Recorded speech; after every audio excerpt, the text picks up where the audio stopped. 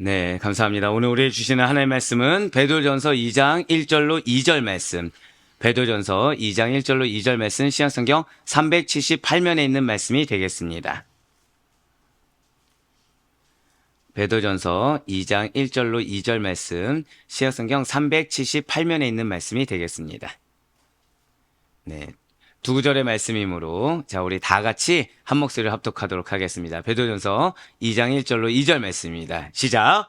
그러므로 모든 악독과 모든 기만과 모든 외식과 시기와 모든 비방하는 말을 버리고 갓난아기들 같이 순전하고 신령한 젖을 사모하라. 이는 그로 말미암아 너희로 구원에 이르도록 자라게 하려 함이라.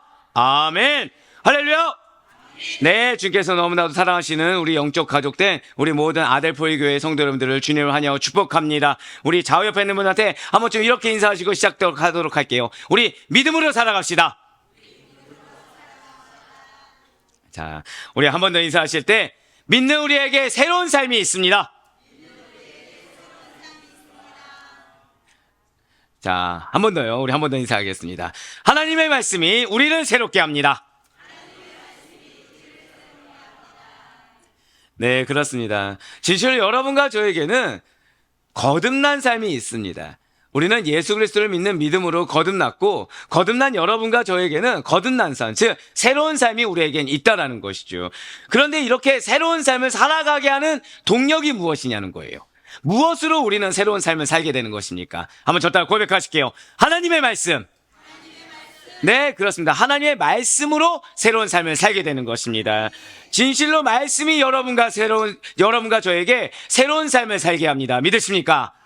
말씀 안에 있는 생명력이 낡고 부패한 우리들의 심령을 새롭게 만들어준다라는 거예요. 그런데 이렇게 말씀이 여러분과 저를 새롭게 하는 것과 세상에서 말하는 새로움이라는 것은 전혀 다른 차원의 것이라는 거죠. 세상에서 아무리 새 것을 주장하고 세상에서 이전과는 전혀 다른 첫 모습을 주장한다고 하여도 그것은 이미 존재했던 그 무엇인가를 가공하거나 조합해서 만들어내는 것에 그저 변형된 것에 불과하다는 것입니다. 어떠한 새 건물, 새 옷, 새 집과 같은 물질적인 새로움이라는 것은 또 어떻습니까? 사실 그것은 금방 낡은 것이 되는 것에 말할 것이 없다라는 거예요. 새로운 이론과 새로운 개념이라는 건 역시도 아주 오래전에 있던 것에서 일부를 바꾸거나 예전 것과 반대되는 개념을 끌어낸 것이기 때문에 완전히 새로운 이념이나 어떤 새로운 철학, 사유라는 것이 존재하지 않는다라는 것이죠. 한번 여러분과 저의 육체를 한번 생각해보고 바라보시길 바라요. 어떻게 매일마다 여러분들 육체는 새롭게 생성되고 계십니까? 어제보다 나는 나날이 젊어지고 있고 어제보다 나는 나날이 강건해지고 있고 잘생겨지고 있고 아름다워지고 있습니까? 그쵸? 예, 실소가 나오는 거죠. 아니라는 거예요. 예, 매일 거울을 봐도 큰일 났다. 이 주름살을 어떻게 하냐. 매일 거울만 봐도 큰일 났다. 이 축 처진 어깨는 어떻게 하냐. 지금 내 자식만 잘 키우면 되는 줄 알았더니 이건 웬걸. 왜 손자 손녀까지 내가 키워야 되고. 예, 걱정거리가 이제 점점 앞장서기 시작한다는 거죠. 주여, 네. 네. 남의 한숨이 아닌 겁니다, 지금. 남의 한숨이 아닌 거예요. 예, 그렇습니다. 맞아요. 모든 인생은 풀이요. 우리들의 아름다움이라는 것은 꽃과 같습니다. 중요한 것은 꽃처럼 우리가 아름다울 수 있어요. 풀처럼 싱싱할 수 있습니다. 하지만 중요한 것은 풀과 꽃이라는 것은 금방 시들게 된다는 거예요. 그래서 이사야 선지자가 그런 우리들에 대해서 분명히 이렇게 선포하는 것이 아니겠습니까? 이사야 40장 6절에서 8절까지의 말씀 보도록 하시겠습니다. 말하는 자의 소리여 이르되 외치라. 대답하되 내가 무엇이라 외치리이까 하니 이르되 모든 육체는 풀이요 그의 모든 아름다움은 들의 꽃과 같으니 풀은 마르고 꽃이 시듬은 여호와의 기운이 그 위에 불미라. 이 백성은 실로 풀이로다. 풀은 마르고 꽃은 시드나 우리의 하나님의 말씀은 영원히 서리라 하라. 아멘. 진실로 풀이 아무리 생생하다고 하더라도, 꽃이 아무리 아름답다고 하더라도 풀은 마르게 되고 꽃은 시들게 됩니다. 하지만 무엇만이 그 영원한 새로운 그대로를 간직하게 되는 것입니까? 무엇만이 그 영원한 생동력 넘치는 생명력을 우리에게 주는 것입니까? 절대 고백하실게요. 오직 말씀입니다. 네, 그렇습니다. 오늘 내가 기분이 좋아요. 그런데 내일 되면 그 기분이 유지될 거란 보장이 없습니다. 오늘 내가 강건해졌어요. 내일 언제 감기가 걸리고 언제 병마에 시달릴지 우리는 알 수가 없다는 거죠. 예, 맞습니다. 이 세상의 것이라는 것은 내일을 알 수가 없다는 거예요. 하지만 중요한 것은 말씀만은 변치 않습니다. 말씀만은 항상 우리에게 생명력을 준다라는 거예요. 진실로 하나님의 말씀만이 그 안에 있는 살아있는 생명력으로 말미암아 영원한 새로움을 그대로 간직한다는 거죠. 영생이 바로 그거라는 것입니다. 절대 고백하실게요. 마르지 않고 시들지 않는, 네, 그렇습니다. 영생이 바로 그런 거예요. 마르지 않고 시들지 않는 영원한 생명력이 바로 영생인 것입니다. 그런 하나님의 말씀으로 거듭난 저와 여러분은 영적인 생명이 충만한 것입니다. 끊임없이 성장해요.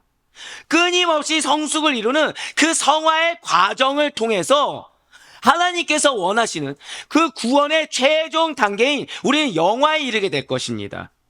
그렇기 때문에 말씀으로 거듭난 그리스도인들은 마땅히 영적으로 성장해야 된다는 거예요. 그래서 우리 주님께서는 지금 우리가 정체성, 이 정체성에 대해서 은혜 받고 있는 15주차 된 바로 이 시점에 한번 고백하시겠습니다. 영적으로 성장하라. 네, 그렇습니다. 바로 이 시점에 우리에게 영적으로 성장하라는 말씀의 제목을 선포하신다는 거죠. 바로 베드로전서 2장 1절과 2절의 말씀을 통해서 거듭난 그리스도인들은 반드시 성장을 합니다. 그런데 그 거듭난 그리스도인의 성장을 가로막는 것은 무엇이고, 진정한 성장을 이룬 그리스도인들에게 나타나는 삶의 열매가 무엇인지 깨달으며 하나님께서 기뻐하시는 자의 모습에 합당한 모습으로 나아가기를 원하시고 계시다라는 거예요. 한번 우리 오늘 본문 베드로전서 2장 1절과 2절 말씀 보도록 하시겠습니다.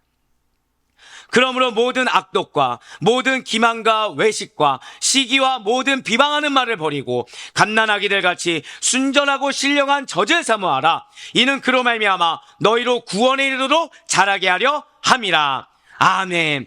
지금 오늘 본문에 이 두 말씀을 요약해 보면 사람의 거짓된 말은 버리고 진실된 하나님의 말씀을 사모하라 정도가 될 것입니다. 즉 영적인 성장에 있어서 우리들이 버려야 될 것이 있고요, 우리들이 취해야 될 것이 존재한다라는 것이죠. 자, 그럼 여기서 먼저 질문을 한번 좀 드려보고 시작을 할게요. 자, 우리 성도 여러분들, 갓난아기들이 있습니다. 이 갓난아기들의 가장 최우선 목표는 뭐가 되죠? 건강하게 자라는 거. 갓난아기니까 건강하게 자라야 될 것입니다. 그럼 이 갓난아기들이 건강하게 자라기 위해서 절대로 취해야 될 것이 있고 반드시 취해서는 안 돼야 될 것이 존재한다라는 거예요. 과연 그것은 무엇이라고 생각되십니까? 이제 막 세상의 빛을 본 갓난아기들에게 가장 필요한 거, 그들에게 있어 가장 취해야 될 것이 과연 무엇이겠습니까? 다른 것이 없죠. 어머니의 젖이 필요하다는 거예요. 갓난아기에게 있어 다른 무엇보다도 가장 필요한 것은 이 배고픔을 해결할 수 있고 그들이 유일하게 소화하며 성장할 수 있는 어머니의 젖이 가장 필요하다는 것입니다. 아무리 좋은, 아무리 많은 금은보화를 가져다 준다고 한들 그러한 것들이 갓난아기를 이 한 뼘조차 자라게 할 수가 없습니다. 아무리 쾌적하고 아무리 청결한 환경을 제공한다고 하더라도 그곳에 만약에 어머니의 젖이 없다고 한다면, 아무리 화려하고 아무리 값비싼 시설이 있다고 하더라도 어머니의 젖이 정작 그곳에는 결여되어 있다고 한다면 모두 다 헛거라는 것이죠. 우리가 흔히 비싼 식재료라고 할 수 있는 어떤 캐비어나 샥스핀과 같은 것이 있다고 하더라도 그것은 갓난아기들에게는 전혀 무용지물이라는 거예요. 먹을 수가 없기 때문이죠. 취할 수가 없기 때문입니다.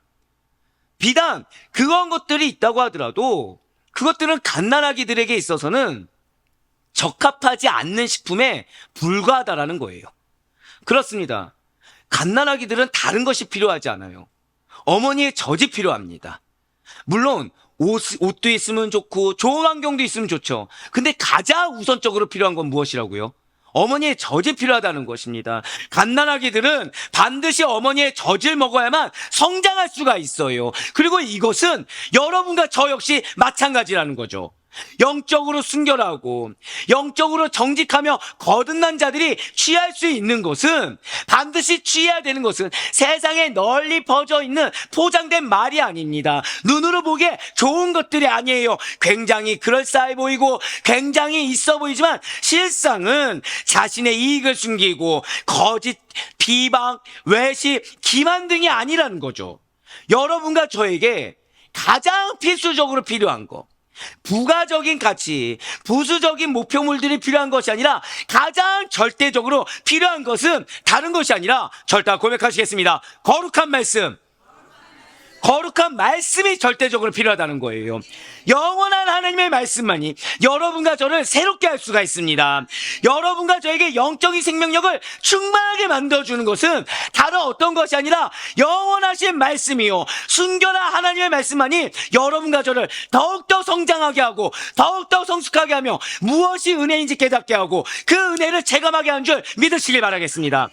그래서 베드로가 오늘 이 시점에 은혜가 필요한 여러분들에게, 무언가 얽힌 실타리가 많은데 이것을 풀려나가야 될 여러분들에게 오늘 말씀을 허락해주고 있다는 거예요.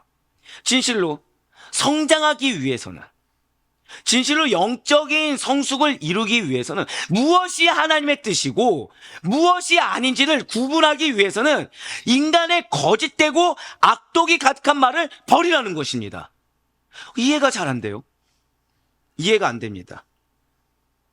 성장하는데, 성숙하는데 거기에 더해서 은혜가 무엇인지 알고, 그리고 분별하기 위해서 무엇을 하라고요?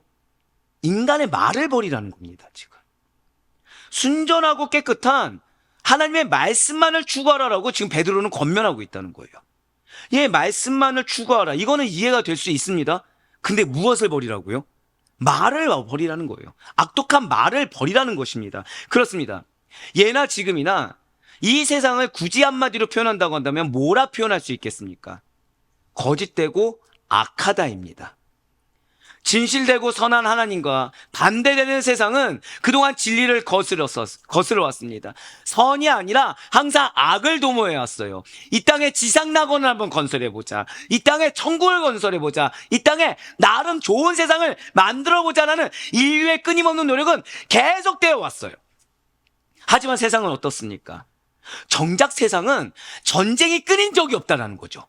21세기가 되면 전쟁이 없을 줄 알았습니다. 근데 세계 각처 곳곳마다 전쟁은 발발하고 있다는 거예요. 세상이 살기 어려워져서입니까? 아니에요. 세상은 발달해 가고 있어요. 문명은 발달해 가고 있습니다. 점점 더 편해지고 있고 곳곳마다 알려고 작정한다고 한다면 우린 모든 걸 다 할 수 있어요. 그런데 아이러니하게도 살기 좋으십니까? 항상 평강하십니까? 평온하십니까? 보장되어 있는 미래가 있습니까? 아니라는 거죠. 아이러니하게 발달된 세상을 살아가고 있는데 점차 세상은 전쟁이 끊이지 않고 있어요. 빈부격차는 점점 심해져 갑니다. 범죄와 타락의 정도는 점점 더 그 수위가 높아지는 것이 현실의 모습이라는 거죠. 무엇이 문제입니까? 세상이 살기 힘들어서 문제인 것입니까? 무엇이 문제입니까? 뭘 몰라서 문제입니까? 그렇습니다. 원래 세상은 그래 왔다는 거예요. 세상에서는 진실되고 선한 하나님의 말씀보다 거짓되고 악한 인간의 말이 더 숭상시되고 더 횡행하고 있습니다. 말로는 성경이 베스트셀러라고 하죠. 근데 여러분들이 각처의 어떤 교모 문고라든지 영모 문고 이런 데 가본다고 생각해 보세요. 베스트셀러 1위에 성경이 있습니까? 아니라는 거예요. 누군가 성공한 사람이 책을 쓴다. 그럼 그 책이 베스트셀러가 됩니다. 무언가 잘 먹고 잘 사는 법에 대해서 썼고 좋은 투자처에 대한 기록이 있다. 그럼 그 책이 베스트셀러가 된다는 거죠. 예, 맞습니다. 하나님의 말씀보다 인간의 말이 더 숭상시되고 있어요. 그래서 그 책을 보면 정말 그 책을 쓴 저자처럼 살 수가 있게 되던가요? 아니라는 거예요. 나한테는 도움이 안 된다는 거죠. 근데도 사람들은 계속 그걸 추구해 간다는 거예요. 자기계발서를 봅니다. 계속해서 어떻게 하면 성공적인 인생을 사는지 봅니다. 자녀를 어떻게 하면 잘 기를 수 있는지 자녀 양육 육아 계획서를 잘 봅니다. 근데 막상 그 책이 나한테 도움이 되든가요? 안 되는데도 불구하고 그 사람들이 쓴 책을 계속해서 찾아가고 있다는 거예요.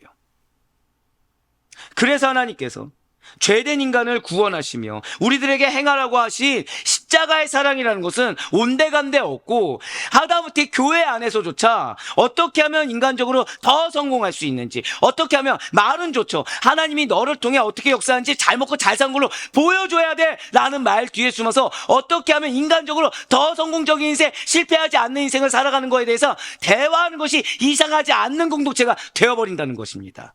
십자가 사랑 대신에 그 자리를 무한 경쟁, 권모술수, 중상모략으로 가득 채워버렸다는 거예요.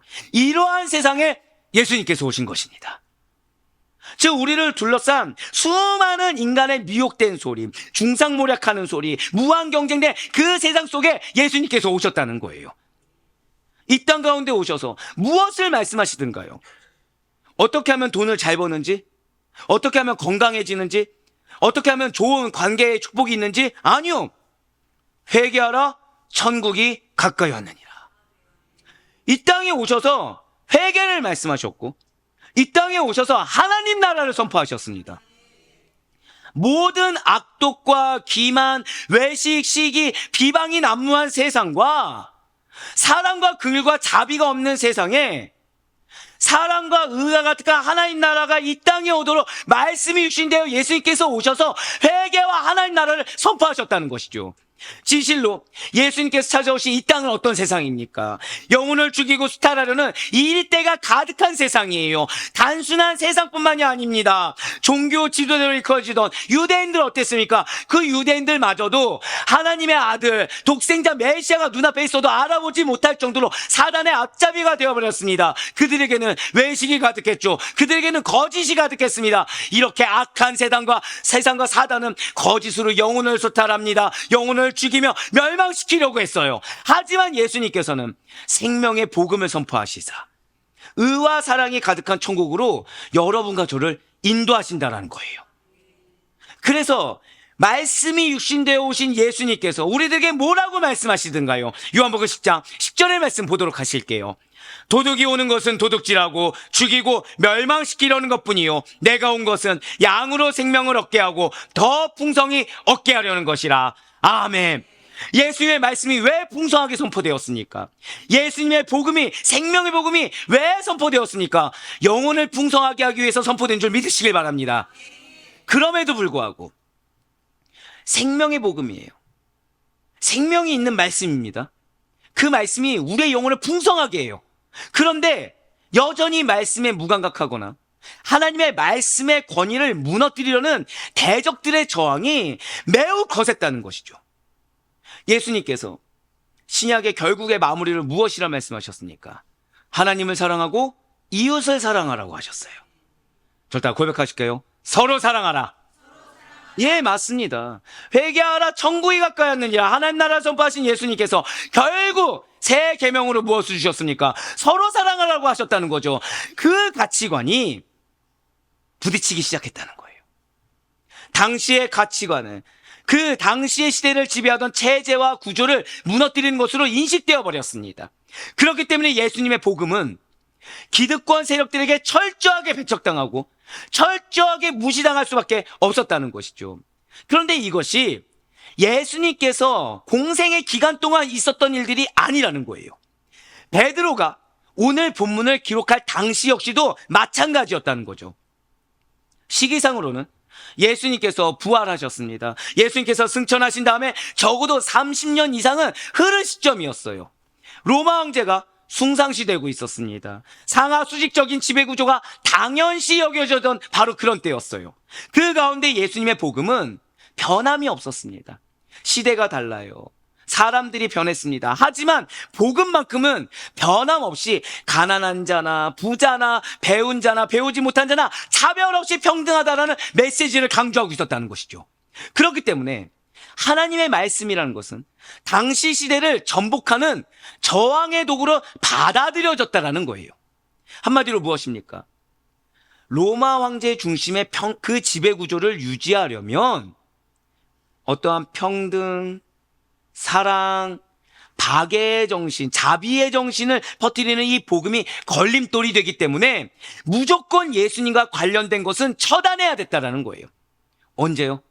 예수님이 살아계셨을 때. 언제요? 베드로같이 지금 이 말씀을 기록하고 있었을 때. 그래서 예수님을 믿는 그리스도인들에게는 핍박과 고난이 당연했다라는 것입니다.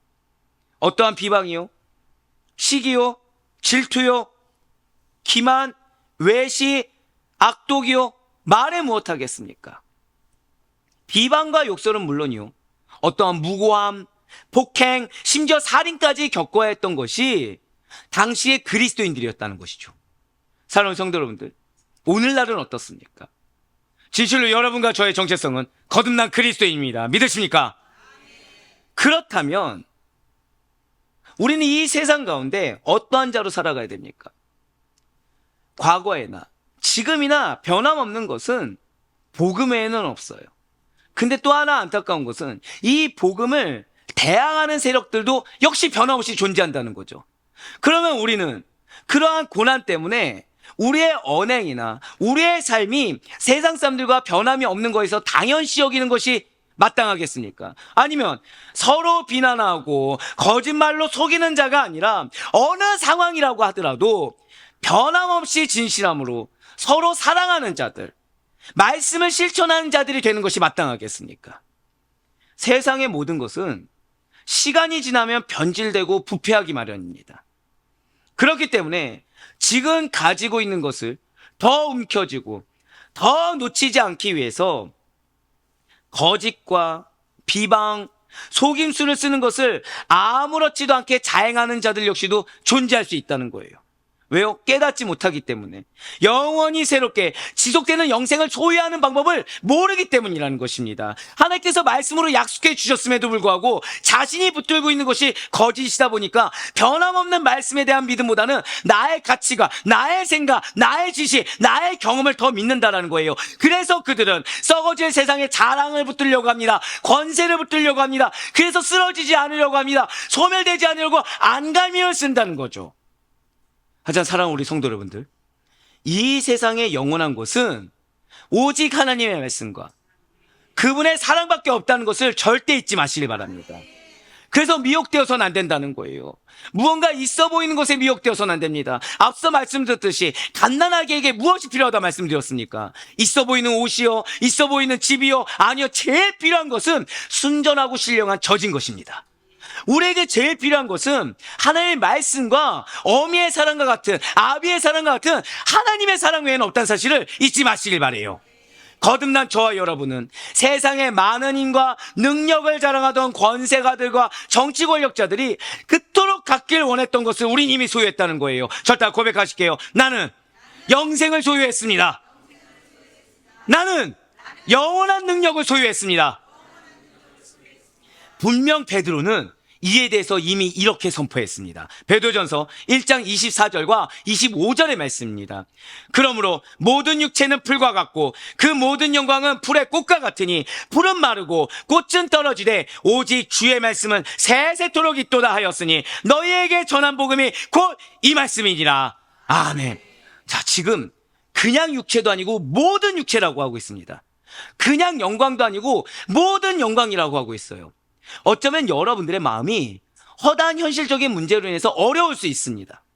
어쩌면 여러분들의 생각이 허다한 현실적인 생각으로 인해서 복잡할 수 있습니다. 하지만 그것들이 추구하는 것이 결국 무엇입니까? 육체의 안락함과 어느 정도 보장된 입지라는 거죠. 그런데 그것들이 뭐와 같다고요? 풀과 같고 풀의 꽃과 같다라는 거예요. 영원히 있는 것은 무엇이라고 하고 있습니까? 말씀에는 없다는 거죠. 그럼 이 세상이 궁극적으로 추구하는 것은 무엇입니까? 어떠한 힘? 어떠한 능력이에요. 왜요? 이 세상은 말씀을 대적하거든요. 그런데 무엇을 위한 것입니까? 왜 힘을 갖고자 하죠? 왜 능력을 갖고자 하죠? 그냥 남들만큼만 살려고? 아마 여러분들도 경험해 보셨을 거예요. 사회 초년생일 때 첫억을 받으셨을 때 어떠셨습니까? 맨 처음에는 취업만 해도 좋다고 여기죠. 취업만 해도 좋다고 여깁니다. 급여를 200을 받았어요. 할렐루야를 외치는 거죠. 몇 달 지나니까 200이 만족스럽습니까? 불만족스럽습니까? 불만족스럽게 시작하는 거예요. 회사에서 과감하게 나한테 투자를 해줍니다. 300만 원을 받았어요. 할렐루야 외치죠. 몇 달 가든가요? 한 달? 두 달? 어느 순간 300만 대도 행복할 것 같았는데 200도 부족해지고 300도 부족해집니다. 위치가 올라가요. 그러다가 자영업을 하기도 하고 그러다가 보다 더 비전 있는 곳으로 이직도 합니다. 가면 뭔가 달라질 줄 알았어요. 분명히 페이도 더 많이 받았어요. 만족스럽던가요? 아니요, 또 불만족스러워요. 또 부족한 거 투성이에요. 인생이 후회입니다. 이것만 있으면 좋다고 여겼는데 사실 그렇지가 않은 거예요. 근데 궁극적으로 우리가 무엇을 위해서 열심히 살고 있습니까? 이 세상에 있는 사람들이 무엇을 위해서 열심히 사든가요? 보다 뛰어난 힘, 보다 뛰어난 능력을 가지고자 한다는 거죠. 내 자녀를 위해서, 내 가족을 위해서라고 하지만 보다 더 뛰어난 능력으로 가족을 책임져 주고 싶은 거예요. 보다 더 뛰어난 힘으로 내가 사랑하는 사람을 책임져 주고 싶은 겁니다. 보다 더 뛰어난 힘과 능력으로 나의 자기 만족을 갖길 원한다라는 거예요.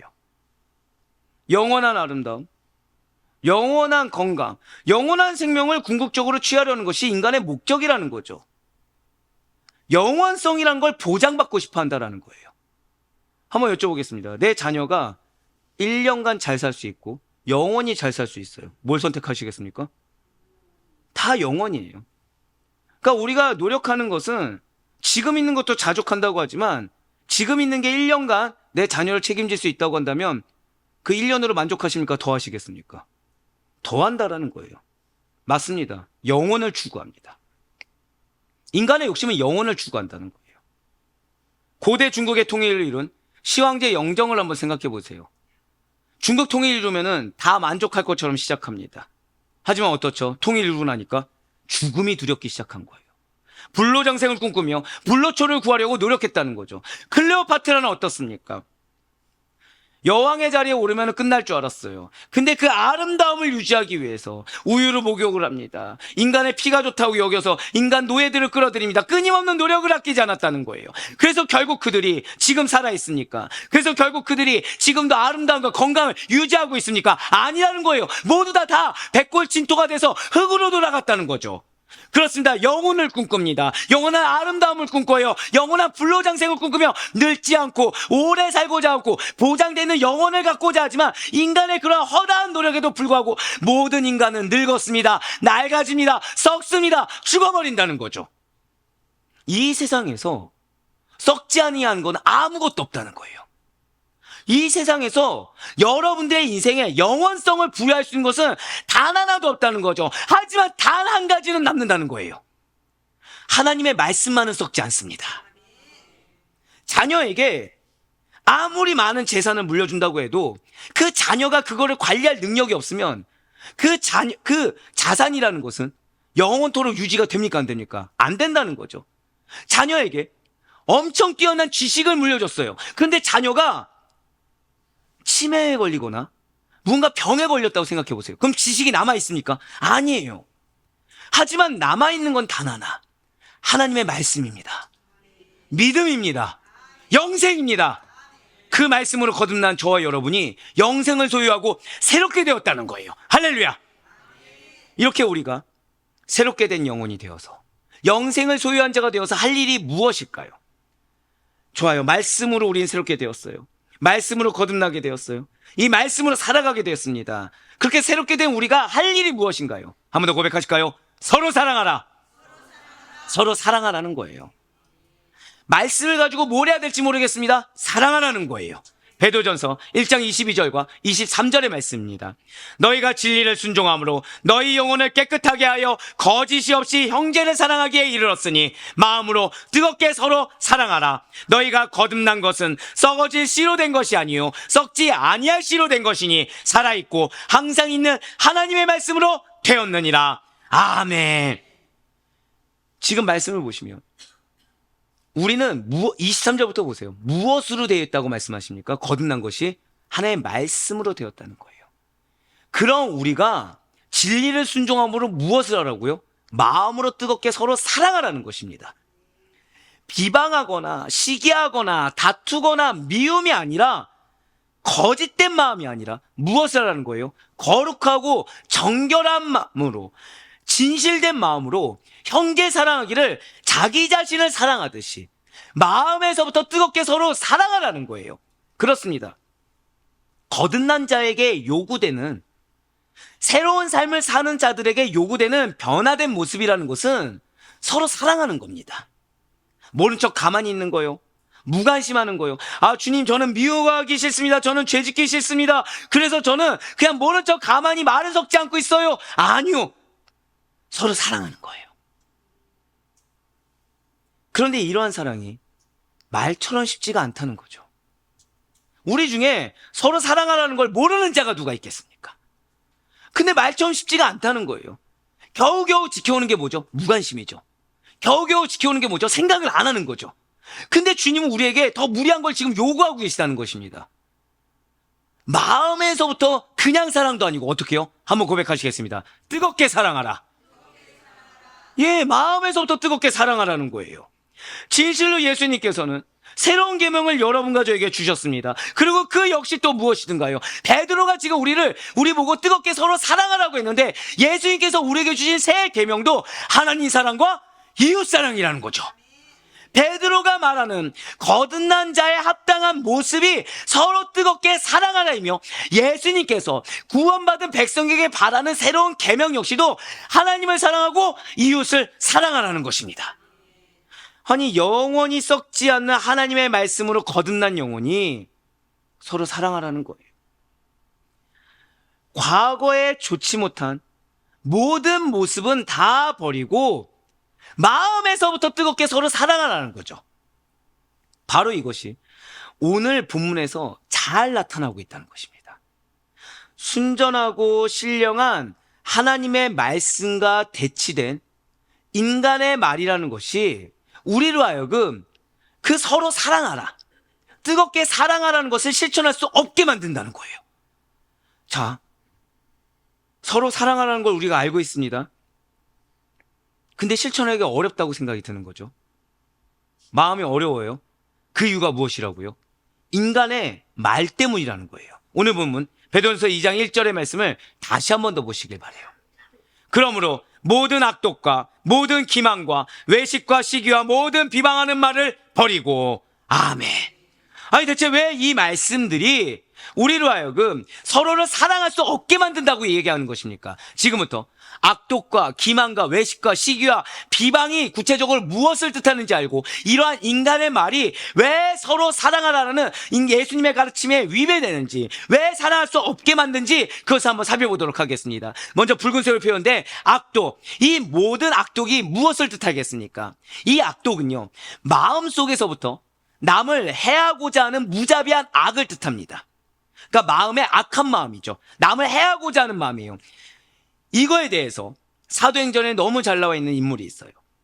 사도행전에서 베드로는 성령의 권능을 돈을 주고 사려고 시도한 마술사 시몬에게 무엇이라고 말을 합니까? 악독하다라고 이야기한다는 거죠. 바로 사도행전 8장 22절과 23절의 말씀입니다. 그러므로 너의 이 악함을 회개하고 주께 기도하라. 혹 마음에 품은 것을 사하여 주시리라. 내가 보니 너는 악독이 가득하며 불의에 매인 바 되었도다. 아멘.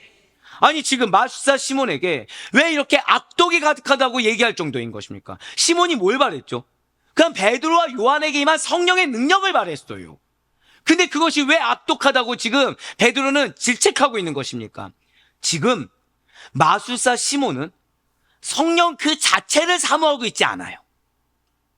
베드로와 요한이 행한 성령의 능력을 지금 탐욕스러운 눈으로 보고 탐하면서 이걸 돈을 주고 성령의 능력을 사고자 했다는 거죠. 왜입니까? 자신의 이익을 챙기는 수단으로 생각했다는 거예요. 이 성령의 능력으로 사람을 속여서 자신이 이익을 얻고자 했다는 거죠. 즉, 영혼을 이 성령의 능력으로 구원의 길로 이끄는 것이 아니라 나의 돈벌이 수단으로 지금 봤다는 것입니다. 그렇기 때문에 돈으로 성령의 능력을 사서 그가 행해왔던 영혼 파멸의 악독한 일을 계속 행하고자 했다는 거예요. 이 성령의 능력이면 더 뛰어난 마술을 행할 수 있을 것이다. 이 성령의 능력이면 더 놀라운 마술로 사람들을 미혹해서 더 많은 돈을 벌 수 있을 것이다라고 그는 악한 마음을 부었다는 것입니다. 영혼을 돈벌이 수단으로 악용하고자 한 이 마술사 시몬의 악동은 영혼을 구원하시고자 하고자 하는 하나님의 사랑과는 대치될 수밖에 없다는 것이죠. 진실로 하나님께서는 그 누구도 악독으로 채워지는 걸 원치 않으세요. 진실로 하나님께서는 그 누구도 불의에 매이는 것을 원하지 않으신다는 거죠. 하나님께서는 여러분들을 사랑하십니다. 그래서 여러분과 함께 하십니다. 왜요? 영혼을 사랑하라고. 하나님이 사랑하신 그 사랑으로 여러분들에게 붙여준 허다한 영혼을 사랑하라고 붙여주신 것이지 그 영혼을 악독의 마음으로 채우라고 주신 것이 아니라는 거예요. 그렇습니다. 악독은 하나님께 속한 것이 아닙니다. 우리가 남을 원망하고 남을 미워하고 이 남이 어떻게 됐으면 좋겠다 해하고자 하는 마음, 또는 이 영혼이 나의 유익을 위해서 희생당해도 좋다라는 그 마음이 악독인데, 이 악독은 하나님이 원하시는 마음이 아니라는 거예요. 이러한 악독은 사랑과 화평과 같은 성령의 열매하는 정반대되는 요소입니다. 남에게 쓴뿌리가 되어 남에게 올무가 되어서 그 영혼을 자꾸만 악한 대로 빠뜨리고 하는 그 악독을 품은 자들이 영혼을 향한 진실한 사랑을 할 리가 만무하다라는 거죠. 그렇다면 악독은 그런 것인 줄 알겠어요. 영혼을 해하고자 하는 악한 마음인 걸 알겠습니다. 그렇다면 모든 기만과 외식과 시기는 또 무엇입니까? 기만은 어떠한 미끼, 덫, 올가미와 같은 속이는 것을 뜻합니다. 기만이 무엇이라고요?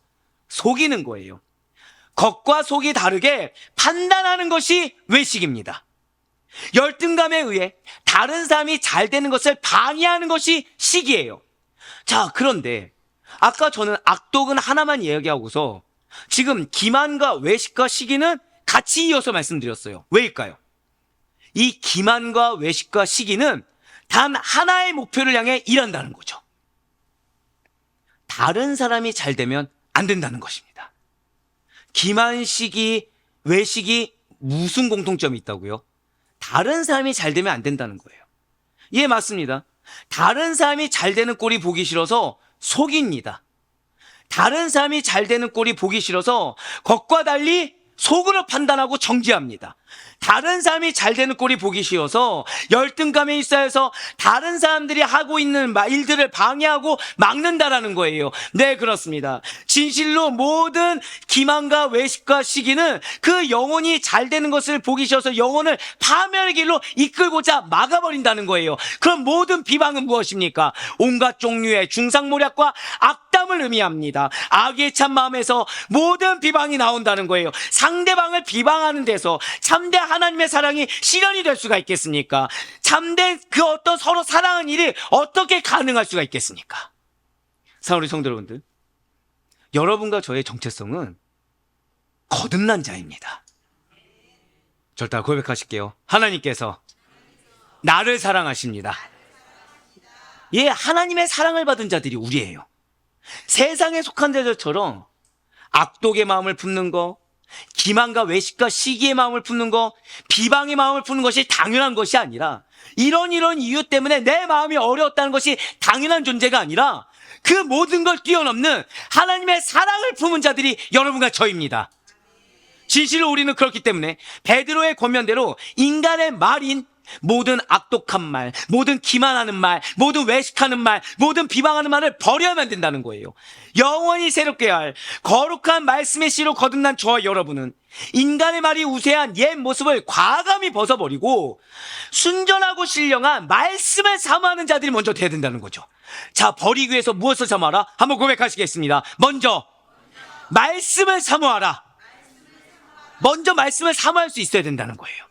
하나님의 말씀이 무엇을 말을 하는지, 하나님의 말씀이, 이 말씀이 무슨 뜻인지, 그 말씀이 지금 나에게 뭐라 말하는지 갈급해 할 수 있어야 돼요. 지식적으로 알고 끝납니까? 아니요. 나에게 말씀하신 데는 무엇이 있다? 이유가 있다는 걸 알고 이 말씀을 나의 삶 곳곳에 적용하기 위해서 묵상할 수가 있어야 된다는 거죠. 그래서 그 말씀을 단 0.1보라도, 반보라도 실천하고자 할 수 있는 의지가 있어야 된다는 거예요. 이 의지는 어떤 의지입니까? 말씀의 의지가 있어야 된다는 거죠. 오늘 보면 베드로전서 2장 2절의 말씀 한번 보도록 하시겠습니다. 갓난아기들 같이 순전하고 신령한 젖을 사모하라. 이는 그로 말미암아 너희로 구원에 이르도록 자라게 하려 함이라. 아멘. 지금 붉은색으로 표현된 부분을 보시길 바래요. 갓난아기들 같이 순전하고 신령한 젖을 사모하라 라고 베드로는 선포하고 있습니다. 바로 이렇게 하는 것만이 우리로 하여금 구원의 완성에 이르도록 자라게 할 수가 있다는 거예요. 그러니까 여러분들을 영화의 단계까지, 장성한 분량까지 이르게 하는 것은, 죄송한 말씀이지만 인간의 어떠한 노력, 봉사, 물질, 명예 이런 것들이 아니라 말씀을 사모해야 된다는 거죠. 말씀으로 성장해야 된다는 것입니다. 자, 그러면 한번 여쭤보겠습니다. 자, 나는 한 말씀의 깊이가 10단계로 따지면 나는 한 그래도 말씀 10단계 정도 된다. 있으십니까? 예, 뭐 이렇게 자신 있게 들 수 있는 분은 없겠죠. 10단계는 아니어도 한 5단계는 되는 것 같다. 아니, 손대지 마세요. 예, 또 교만하다고 할까 봐.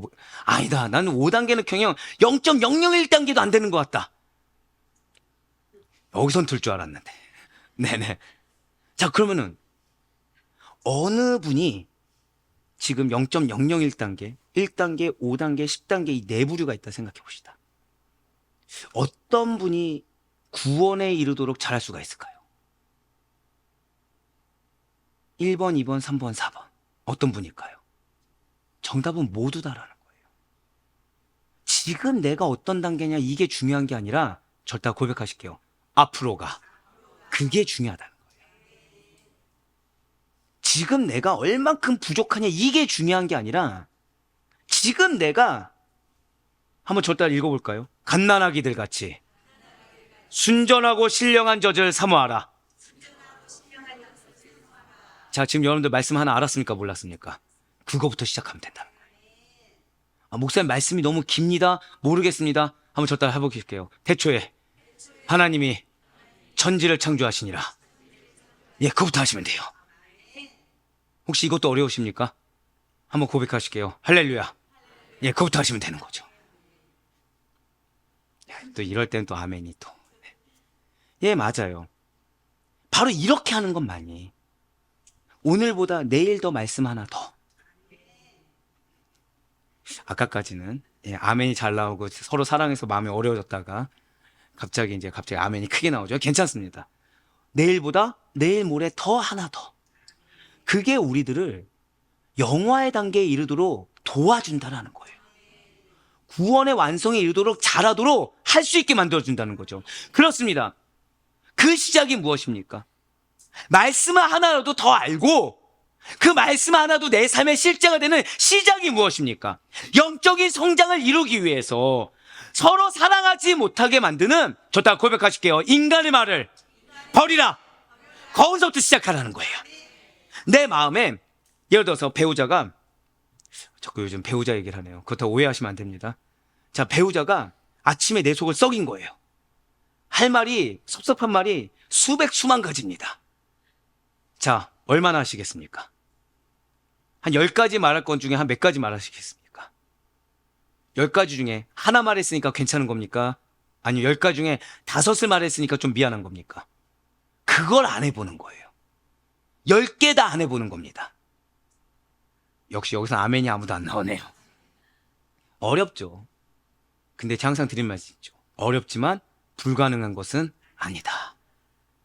그러면은 다 안 하다 보면 그 다음 단계는 뭐죠? 이제 마음에서부터 한번 고백하실게요. 상대를 용납하라. 이해가 아닙니다. 죄송하지만 우리는 주님 만나는 그 순간까지 사람을 온전히 이해하기란 불가능한 존재예요. 용납해 주는 겁니다. 곳곳에 그 한숨이 나오면 제가 내일 그분을 위해서 기도하게 돼요. 그러니까 이유가 있겠지. 그 행동이 아니에요. 하나님 나에게 붙여주신 데는 이유가 있겠지. 그리고 그 사람이 그 행동을 하는데 이유가 있겠지라고 용납해 주는 겁니다. 결국 첫 번째가 무엇이라고요? 입술을 먼저 닫는 거예요. 입술. 내 마음에서 이해하는 거예요. 입술을 닫아야 이해하지 않겠습니까? 입술을 닫아야 생각이라도 해보지 않겠습니까? 예, 맞아요. 진실로 우리가 영적인 성장을 이루기 위해서 가장 첫 번째는 인간의 말을 버려야 됩니다. 그리고 나서 말씀을 추구할 수 있어야 된다는 거예요. 진실로 우리가 추구할 말씀은 순전한 말씀입니다. 신령한 말씀이에요. 그러면 이렇게 순전하다라는 것은 무엇입니까? 순전하다라는 것은 정직한, 진짜의, 섞인 것이 없는의 뜻을 가지고 있어요. 그렇습니다. 순전하다는 것은 베드로전서 2장 1절, 오늘 본문의 1절에 미끼와 덫, 올가미와 같은 모든 속이는 기만과 반대되는 개념이라는 거죠. 순전하다가 무엇과 반대되는 개념이라고요? 기만과 반대되는 개념이라는 것입니다. 그렇다면 신령하다라는 것은 무슨 뜻입니까? 영적인, 놀라운 것은 이성적인, 합리적인, 적합한, 이런 다양한 의미를 갖고 있어요. 우리가 보통 신령하다 하면 뭘 생각하죠? 영적인 걸 보통 생각합니다. 근데 아이러니하게도 신령한 말씀을 사모하는 자들이 가장 합리적으로 살아간다는 거예요. 가장 이치에 적합하게 살아간다는 거죠. 가장 누가 봐도 바른 길을 가, 나는 세상 사람들이 봐도 이성적인 사람이야 라는 말을 들을 수 있게 살아가게 한다는 거예요. 무엇이요? 저따 고백하실게요. 성령님께 순종하라. 성령의 충만함을 받으라. 바로 그러한 자들, 신령한 자들이 아무런 거짓됨이 없이, 아무런 거짓됨이 섞이지 않는 순전하고 가장 합리적이며 가장 적합한 저지라는 것은 갓난의 아이 같은 영적으로 거듭난 우리 모든 성도가 끊임없이 먹고 채워 넣어야 하는 말씀인 줄 믿으시길 바라겠습니다. 결국 말씀이 나로 하여금 가장 적합한 삶을 살게 한다는 거예요. 말씀이 나로 하여금 가장 영적이면서도 누가 봐도 인정할 만한 이성적이고 합리적인 삶을 살아갈 수 있도록 도와준다는 거죠. 그리고 이 말씀이야말로 거듭난 성도를 장성한 분량까지 성장하도록 만드는 줄 믿으시길 바라겠습니다. 진실로 우리는 그렇기 때문에 순수하고 진실된 하나님의 말씀을 사모하고 열심히 들을 수 있어야 돼요.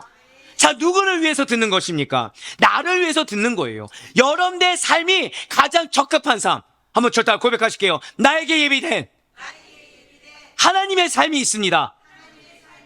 예, 맞아요. 여러분들에게 예비된 미래적인 기업도 있지만 지금 여러분들이 누려야 될 삶이 있습니다. 근데 그 삶을 살게 해준 것이 무엇이라고요? 말씀이라는 거예요. 이 말씀이 나의 삶 가운데 실제가 됐을 때 여러분들의 삶에 예비된 하나님께서 주고자 하시는 그 삶을 살아가게 한다는 거죠. 근데 무엇이 방해한다고요? 인간의 말이 방해한다는 겁니다. 인간의 마음에서 나오는 말이 그 삶을 방해한다는 거예요. 누구 때문이 아닙니다. 세상 때문이 아니고 사람 때문도 아니고 내가 어디에 귀를 기울이고 있어요? 사람의 말. 하나님의 말씀이 아니라 사람의 말. 그래서 우리는 가장 순수하고 진실된, 가장 신령한 하나님의 말씀을 사모하고 열심히 들어야 된다는 거예요. 어떻게요? 마치 배고픈 갓난아기가 이 어미의 젖을 갈망하듯이 나 정말 말씀 아니면 성장할 수 없다. 나 지금 말씀 아니면 해결할 수 없다. 나 지금 말씀 아니면 이 모든 상황 가운데 온전히 평강을 누릴 수 없다라는 간절함과 절박함을 가지고 하나님의 말씀을 추구하고 사모해야 한다고 지금 베드로가 권면하고 있는 것입니다. 자, 우리 아데포교회 성도 여러분들, 순전하고 신령한 저지인 말씀이 여러분과 저를 구원에 이르도록, 여러분과 저를 이 땅 가운데 천국을 맛볼 수 있도록 성장하도록 만드는 귀한 자양분이 된다는 사실을 절대 잊지 마시길 바라요. 우리의 삶에서 단 한 번이라도 하나님의 사랑하심, 하나님의 자비하심, 그분의 인자하심을 맛본 자라고 한다면 그러한 하나님의 사랑을 지속적으로 받으며 영적으로 성장하기 위해서, 우리가 흔히 말하는 하나님의 은혜를 받기 위해서, 우리가 흔히 말하는 하나님 뭘 원하시는지 나 모르겠어, 알기 원해, 그 길을 알기 위해서 반드시 순정하고 신령한 말씀을 사모해야 하는 줄 믿으시기 바라요. 다른 게 필요한 게 아니에요. 먼저 무엇하라? 입을 다물세요. 인간의 입을 다물고 두 번째가 무엇이라고요? 한 번 더 고백하시겠습니다. 말씀을 사모하라. 말씀을 사모해야 돼요. 말씀을 바래야 됩니다. 우리가 받은 주님의 사랑을 풍성히하여 거듭난 자들이 받은 새로운 계명, 하나님 사랑과 이웃 사랑이 그 다음에서 나올 수 있는 거예요. 그 하나님과 이웃 사랑이 영적으로 성장한 하나님께서 여러분들에게 예비하신 그 풍성한 삶을 누리며 살아가는 여러분 모두의 실천적이고도 당연한 삶이 될 수 있게 간절히 소망합니다. 그래서 성경이 여러분과 저에게 이렇게 권면하고 있는 거예요. 사도 바울과 요한은 이렇게 우리에게 말을 했습니다. 데살로니가전서 3장 12절과 요한일서 3장 16절의 말씀을 같이 보시겠습니다. 또 주께서 우리가 너희를 사랑한 것 같이 너희도 피차간과 모든 사람에 대한 사랑이 더욱 많아 넘치게 하사. 아멘. 자, 12절에 지금 뭐라고 하고 있습니까? 주님께서 여러분들을 사랑하십니다. 그런데 우리가 피차간에, 근데 대상이 누구예요? 모든 사람. 모든 사람에 대한 사랑이 어떻게 된다고요? 넘칠 정도로 이미 사랑을 받고 있다는 거예요.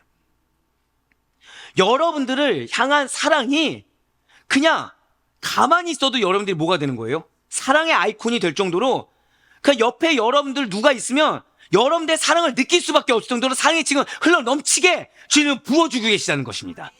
16절 말씀이에요. 그가 우리를 위하여 목숨을 버리셨으니 우리가 이로써 사랑을 알고 우리도 형제들을 위하여 목숨을 버리는 것이 마땅하니라. 이 정도로 사랑해야 된다는 거예요. 왜요? 이미 넘치도록 부어주셨기 때문에. 할렐루야. 사울의 아레포의 성도 여러분들, 서로 사랑하라. 어떤 마음 드십니까? 제가 이렇게 서로 사랑하라, 어떤 마음 드십니까? 막 행복하십니까? 막 기쁘십니까? 그쵸? 제가 여러분들 사랑하는 이유는 뭐 한두 명만 지금 멋쩍은 미소를 보이시는 게 아니에요. 다 비슷비슷하세요. 지금 기쁨이 아니라 부담이거든요. 행복이 아니라 사실은 불가능이라는 생각이 들거든요. 아니, 어떻게 서로 사랑해? 내가 이렇게 상처받았는데, 내가 나 하나 건사하기도 힘든데 어떻게 그렇게 사랑하지? 아, 목사님, 말씀을 몰라서가 아니라요, 잘 안 돼요. 내 힘으로 안 돼요. 예수님께서 뭐 나 위에 대신 죽으셨으니까 받은 사랑 실천하는 거요, 잘 압니다. 근데 그게요, 쉽지가 않아요. 왜 그럴까요? 왜 어려울까요? 진실로 우리는 거듭난 자로서 다른 누구를 위해서가 아니라 나를 위해서, 오늘 말씀처럼 영적으로 성장하고 뭐 은혜가 은혜인지 깨닫게 되고 하나님께서 우리에게 예비하신 그 삶을 누리기 위해서라도, 나를 위해서라도 말씀을 삼아야 되는 거 알고 있습니다. 하지만 실제로 어떻습니까? 어렵다는 거예요. 불가능하다고 여겨질 정도입니다. 그래서 사랑은 안 되니까 미워하지라도 않기 위해서 앞서 말씀드린 대로 무관심하거나 생각을 안 하거나 피하거나 대응하지 않으려고 하죠. 하다못해 자녀들을 한번 생각해 보세요. 형제 있는 자녀들, 남매가 됐든 자매가 됐든 형제가 됐든 서로 사랑하라고 합니다. 근데 싸움이 생겼어요. 아, 내가 먼저 사랑할게. 아, 오빠 내가 잘못했어. 아, 이러니까 또 우리 자녀 같네요. 네, 아니고요. 내가 먼저 사랑할게. 이게 됩니까? 아니면은, 아, 싸우시니까 내 방 들어오지 마. 싸우시니까 나랑 말 섞지 마. 괜히 너하고 얘기하다가 또 싸우고서 부모한테 혼나. 그런 눈으로 보지 마세요. 저희 가정 아니라니까요. 네네. 하다못해 우리 자녀들조차도, 부모의 반박이라고 하는 우리 자녀들조차도 어떤 모습을 보이죠? 사랑을 할 수가 없다는 걸 아예 전제에 깔고 있다는 거예요.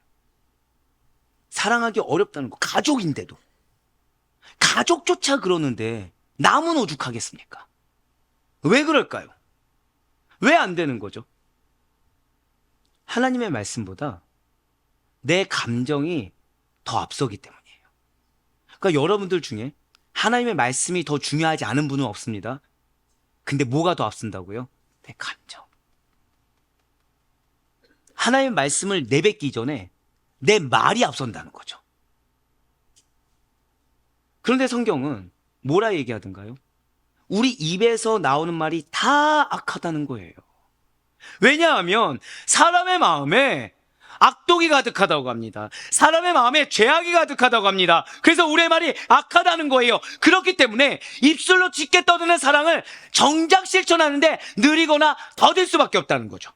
입술로는 사랑을 외치지만 실천하는데 안 되는 이유거리, 나름의 타협거리만을 내뱉을 수밖에 없는 우리의 마음이라는 거예요. 하지만 우리는 사람을 따라가는 자들입니까? 예수님을 따라가는 자들입니까? 죄송하지만 우리는 예수님을 따라가는 자들이에요.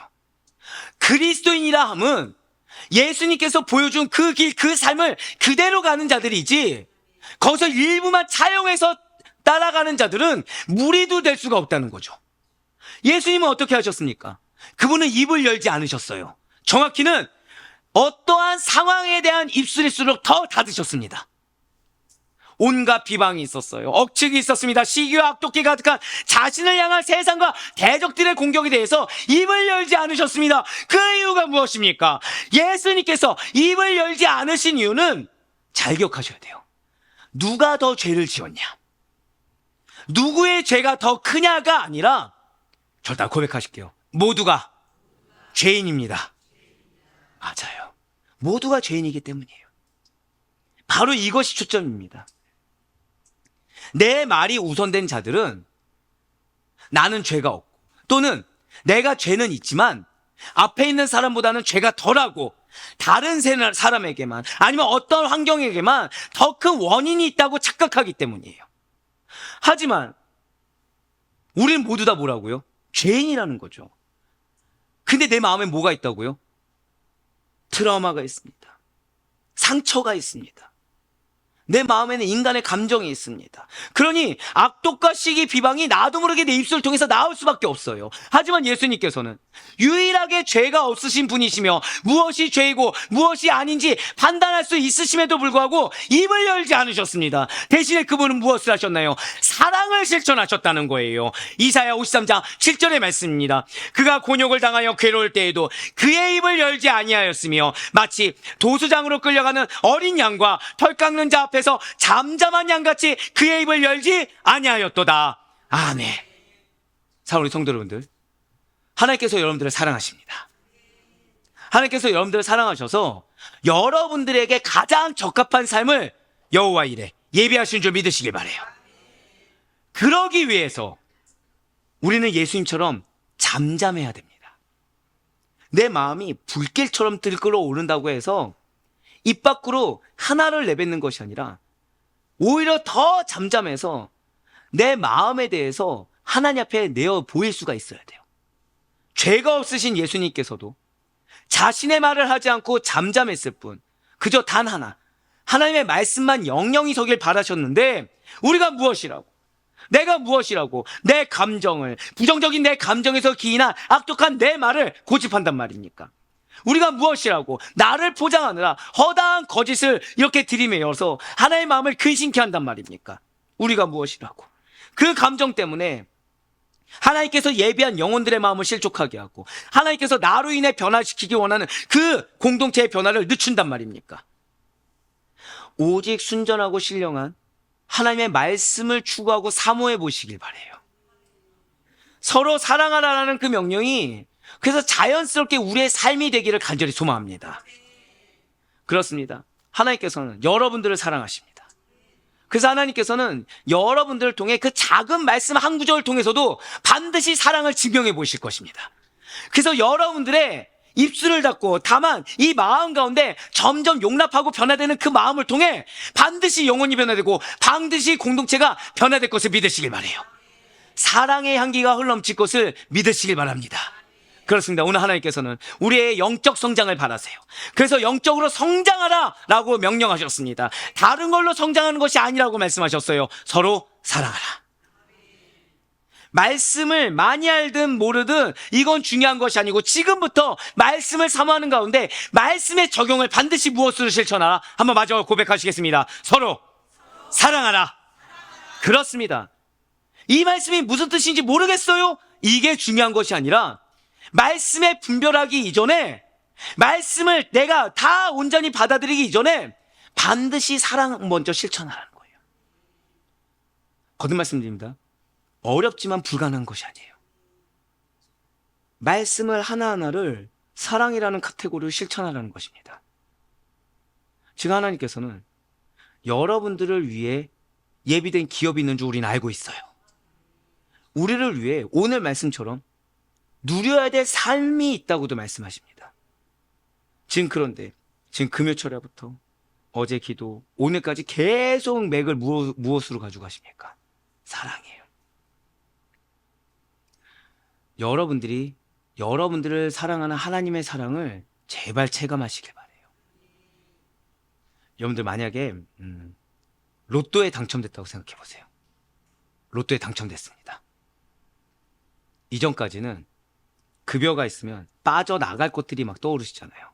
관리비부터 그다음에 뭐 식비, 뭐 생활비, 뭐 여러 가지 막 생각 들잖아요. 로또에 당첨되면 그런 빠져나갈 것들이 생각나시겠습니까? 안 나시겠습니까? 생각이 안 나죠. 오히려 무엇을 생각하죠? 이걸로 내가 그동안 위시리스트를 어떻게 활용할 것인가? 이걸로 무엇을 살 것인가 하지 내가 그동안 감내해왔던 고난을 생각하시겠습니까? 안 하시겠습니까? 안 한다는 거예요.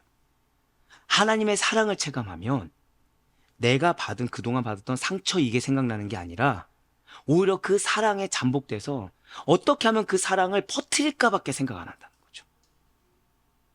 더 큰 사랑이 있는데 왜 작은 상처에 연연하십니까? 더 풍성한 사랑이 있는데 왜 작은 것에 매여서 그 작은 것으로 인해서 여러분의 인생을 누수하십니까? 하나님은 약속하고 계세요. 말씀을 사모하는 자 반드시 하나님의 사랑을 체감할 것이다. 그 하나님의 사랑을 체감하는 자 그 사랑을 누릴 것이다. 그래 바라옵거나 얻기는 언제나 하나님의 말씀을 추구하고 사모하시길 바랍니다. 문제 해결 이전에 그 말씀의 해답이 있음을 믿으시고 그 말씀을 추구하고 사모하는 가운데 주님께서 원하시는 정도의 영적인 성장을 이루어 가셔서 하나님 사랑, 이웃 사랑이 전혀 어색하지 않은 여러분들의 삶이 되어서서 하나님의 사랑을 풍성히 누린 자가 누릴 수 있는 그 서로 사랑하는 사람의 그 삶의 실제를 경험할 수 있는 우리 모두가 될 수 있길 주님의 이름으로 간절히 축원합니다.